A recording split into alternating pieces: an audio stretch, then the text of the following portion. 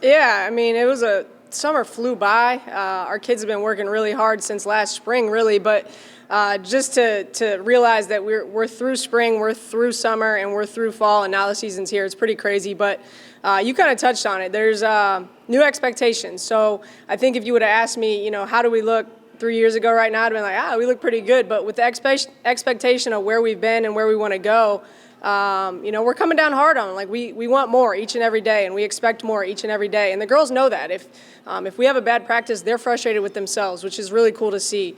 You hear a lot of coaches talk on the player-led teams, and I think we've gotten to a point where we are a player-led program. And when we have good days, they know it, and when we have bad days, they know it. And they hold each other accountable, and it's been really cool to see. Are you satisfied with the progress you've seen since you've taken over this job? I mean, I don't know. It's hard to measure progress and exact wins or exact, where you're at. But I think the important thing is that you take steps forward every year. And I think so far that's what we've done. In year one, we took a huge step forward. In year two, we took a huge step forward. And I think we're in a good place to take another big step forward in year three, which is really exciting.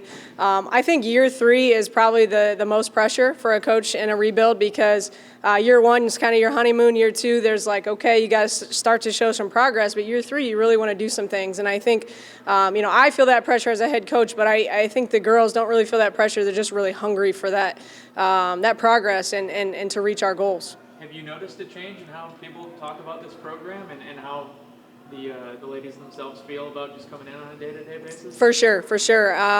Like I kind of touched on already, they're not happy with just okay. They're not happy with an average day.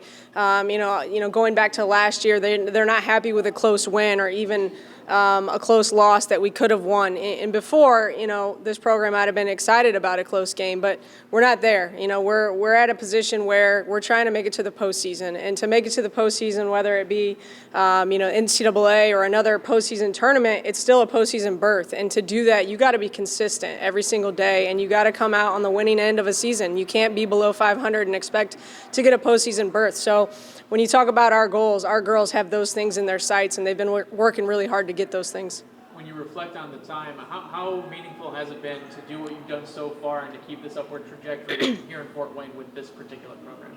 It's been so cool to be back home for a million reasons, but I think the pride in Fort Wayne, growing up here and knowing how important basketball is in this city, just being kind of, at the forefront of one of those main programs, if not the main program in our town, has been really special for me.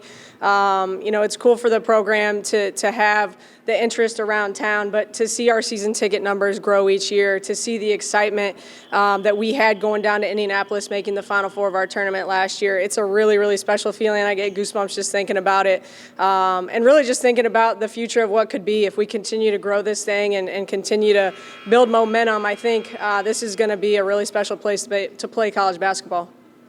How much you talked about the run you guys made in the conference tournament last year? How much has that kind of propelled the work this offseason, just the memory of what you can be?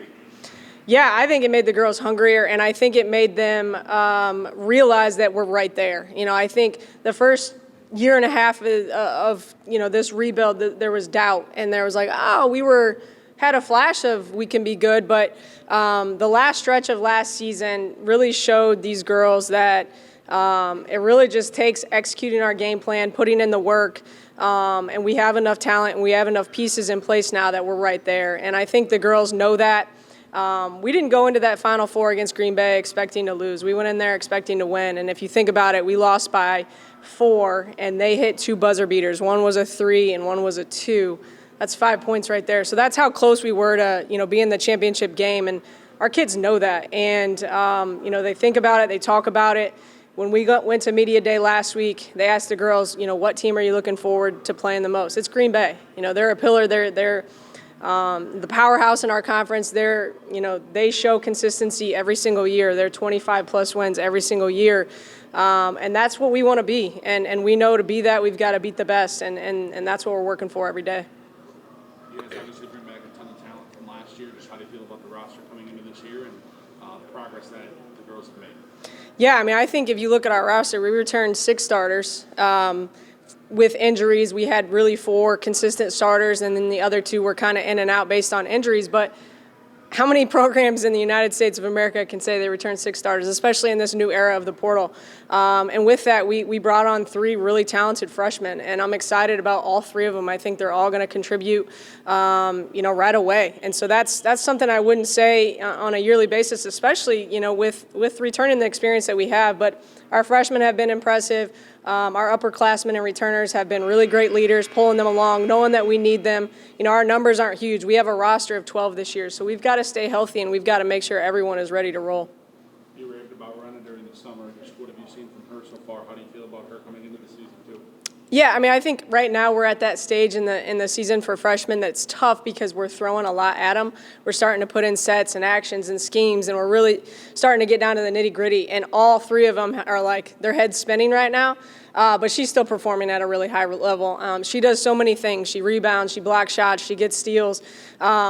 She's the type of player that maybe might not always be in the spot that we want her in, but she's consistently making plays, and you can't teach that. It's just an instinct that she has.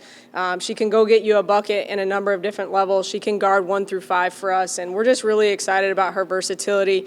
And I think you'll really see all 3 of the freshmen, but especially her, hit their stride probably middle of the season when things start to slow down for them because, like I said, we're throwing a lot at them. We have a veteran group, so we're moving pretty fast, and our freshmen got to keep up, and they're doing a good job, but right now is a tough point for them.